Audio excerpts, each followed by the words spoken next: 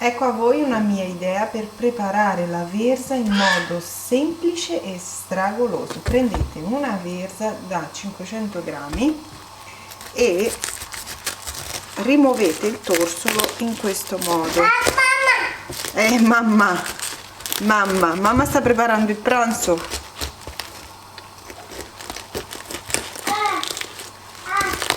Ecco, così.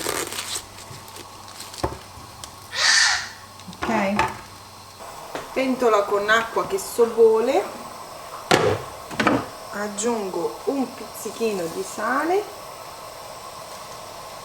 e tuffo la verza così com'è intera.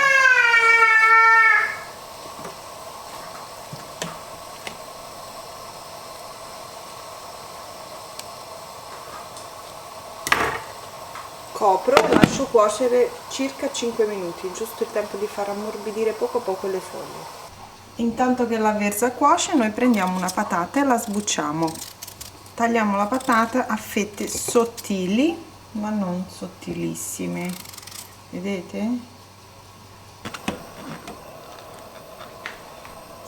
Scogliamo la verza.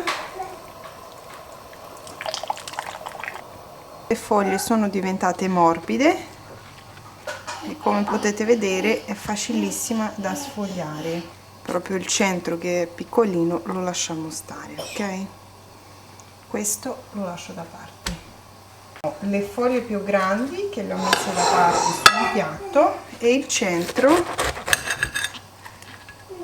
che vado a sminuzzare finemente. La trasferisco sul tagliere e la sminuzzo per bene.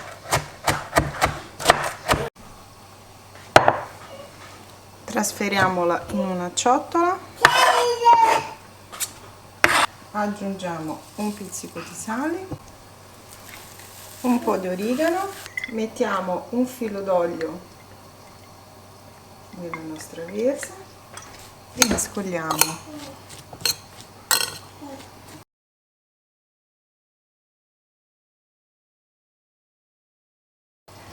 Così. Adesso prendiamo le foglie di verza e le mettiamo sul tagliere in questo modo. Io farò così, un pochino di verza cotta al centro, una bella fettona di provola, scusate ma c'è Piero che chiacchiera, e una bella fetta di patata. Tutto in questo modo. Così, e se serve appoggiamo una foglia più piccola sotto per essere sicuri che non esce niente. Così, vedete? Ora questo lo appoggio nella teglia. Condiamo le verze con un filo d'olio, un pizzichino di sale e via in forno. Ed ecco a voi il risultato dopo una trentina di minuti di cottura. Guardate che meraviglia, belle doratine.